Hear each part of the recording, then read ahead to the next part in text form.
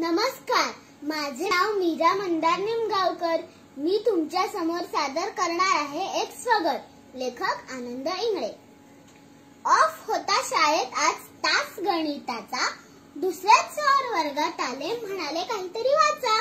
गडबड गोंधळ करायचा नाही, कोणी बडबड करायची नाही, प्रश्न पडू देत कुठलेही, मला उत्तर विचारायचं नाही। नागरिकशास्त्राचं पुस्तक काढा, त्यातला आजचा धडा पाठ करायला लावेन, नाहीतर 27चा पाढा। पाणी वाचविले पाहिजे अशी पहिली ओळ वाचली आणि आमच्या घरची सकाळ डोळ्यांसमोर आली। ताई घासते दात, सोडून बेसिन मधला नळ, बाबा करतात दाढी, तेव्हा पाणी वाहत आहे खळखळ। ताजं पाणी पाहिजे म्हणून आई ओतते भरलेला अर्धा घडा।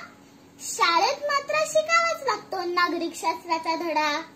सामाजिक स्वच्छता राखा अशी दुसरी ओळ वाचली आणि आठवलं, आजी टाकते खिडकीतून खाली गुंतावळी। रस्त्यात टाकला कचरा, त्यात एवढं काय झालं, घरामधून बाहेर टाकला तेवढं पुढे झालं। तंबाखूच्या पिचकाऱ्यांचा तर रस्त्यातच असतो सडा, फक्त शाळेत शिकायचा असतो नागरिकशास्त्राचा धडा। ट्रॅफिक नियम पाळा अशी तिसरी ओळ वाचतो, पण एक नियम मोडला तर असा काय फरक पडतो। सिग्नल बिग्नल मानत नाही, उभे बिनधास्त झेब्रावरती, एका मोटरसायकलवर तिघे वरती। जर कोणी बोललं तर भांडण आणि शिव्या, लहान मोठा न बघता मुक्तपणे द्याव्या।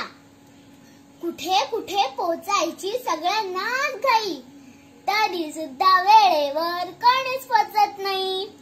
ट्रॅफिक जाम झाला चालेल, शाळेला उशीर झाला चालेल, ऍक्सिडेंट झाला चालेल, ऍम्ब्युलन्स पोचली नाही चालेल, हॉर्न वाजवून मात्र झालाच पाहिजे राडा।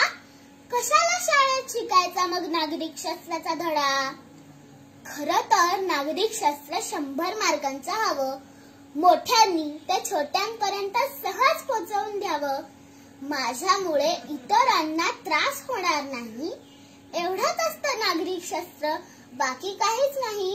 मोठ्यांनी जर वागण्यामधून घालून दिला धडा, नकोच शाळेत शिकायला मग नागरिकशास्त्राचा धडा, नकोच शाळेत शिकायला मग नागरिकशास्त्राचा धडा। धन्यवाद।